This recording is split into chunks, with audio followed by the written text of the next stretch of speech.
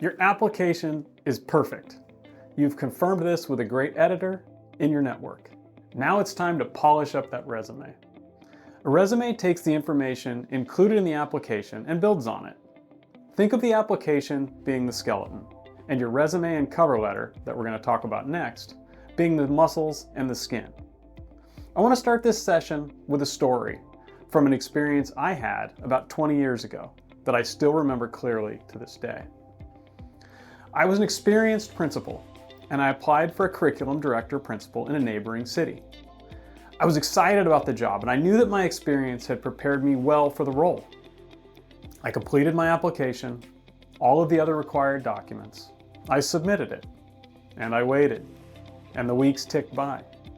I didn't hear a thing until about a month later when I got the dreaded thanks but no thanks letter. Not only did I not get the job, I didn't even get an interview. I was so disappointed. I stewed on it for a couple days. I went through phases of blaming it on them, blaming it on myself, and finally, I decided to reach out to the district to see if they would share why I didn't even get an interview. To my surprise, I got a phone call from the superintendent. We talked a little bit, and she shared a willingness to meet so she could give me specific feedback on the application. I scheduled that meeting. Our discussion focused primarily on my resume. I should tell you a little bit about that resume. It was 3 pages long. It was single-spaced. It was all in size 11 font. The headers were in bold. I wanted to impress them so much, and I knew that the job was so big that I included everything good that had ever happened to me in my career. I made sure that all of the real estate on those 3 pages was covered with information about me. Apparently, it wasn't a good resume, but because I had the courage to reach out to her and ask for help, and because she was willing to help me learn and grow, I got a great lesson that I get to share with you now.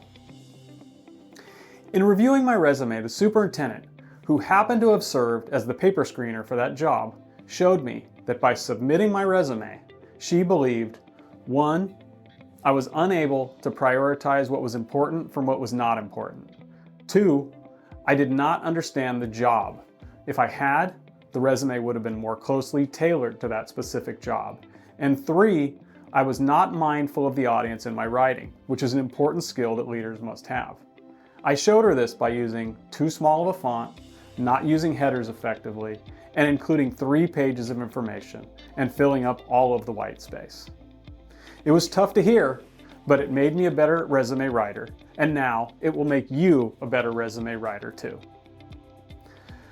A key difference between the application and the resume is that you get to determine how you share the information in your resume, which, along with the cover letter, serves as the first part of the selection process that shows a little bit about you, how you organize yourself, and your style. When creating a resume, it's important to consider the following things: style or format, using your research to tailor your resume to each job, resume length and prioritization of the information included, and being mindful of the reader. Finally, accuracy. Yeah, I'm still harping on accuracy, and I'm going to keep doing that. So let's break those down a little bit. We'll start with style or format. There is no right style or format for a resume. There are countless formats out there that smartly convey the information to be included in a resume. I suggest you find a style that fits you, that you are comfortable working in, that accurately and neatly shares your information. And if you're open to exploring, you can use your favorite search engine to look for resume formats. For educational leadership examples, I searched resume samples, educational leadership. You will see lots of samples that may serve you well. Look through the hundreds that will come up. Notice those that are pleasing to your eye and consistent with your style. And always remember that you are not creating the resume for you, you are creating it for the reader. Being mindful of the reader is essential when designing your resume. When selecting a style or format, please be mindful of the reader. In the beginning, this will be the paper screener. As you move through the process, the audience grows to include those on the interview panel, the superintendent, and, potentially, the school board. The paper screener will look at dozens of applications in short order. Avoid the trap of using a small font in order to fit too much content onto a page. I encourage you to use different fonts, styles, and spacing to highlight the different portions of the resume. Use white space on the page as a tool. The easier a resume is to read, the more time the paper screener will spend on it. All right, next topic, length and prioritization of the information included. Length and prioritization of information on a resume are both critical. Your resume should be no longer than 2 pages. This often means eliminating information that you believe is critical. Please know that while it's important, it's not critical. Remember that the purpose of the resume is not to share everything that you've accomplished, been trained on, etc. Instead, it's to highlight those great things that you have done and that paint a picture of yourself as a strong candidate for the position that you're applying for. A great resume makes the reader want to learn more about you. All right, now that we've narrowed down the information on your resume, you need to prioritize the remaining information. Applicants can prioritize content by placing it near the beginning of the resume, or at least on the first page, and by using different fonts and styles to highlight the specific content. The job posting can help you with this prioritization. If the job posting says they are looking for someone who is bilingual and bicultural, and you are both, this should be easily found on your resume. I've coached candidates applying for jobs where bilingual and bicultural were preferred, whose resumes did not capture this. And this is a critical oversight. As with all other aspects of the application packet, a resume must be accurate and free from grammatical errors and typos. Do not, under any circumstances, exaggerate your skills or abilities on your resume. Use a proofreader to review the resume before submitting it. A proofreader will catch errors the writer does not see in their own writing. And on the rare occasion that the editor does not see needed changes, congratulations! This should give you confidence that it's perfect and it's ready to go. All right, let's talk about tailoring your resume to the job. I submit a tailored resume for each job, and I encourage you to do the same thing. If I'm only applying for one job during a given hiring cycle, I ensure that the one I am submitting demonstrates that I've done my research and have a knowledge of the district and the role as outlined in the job posting.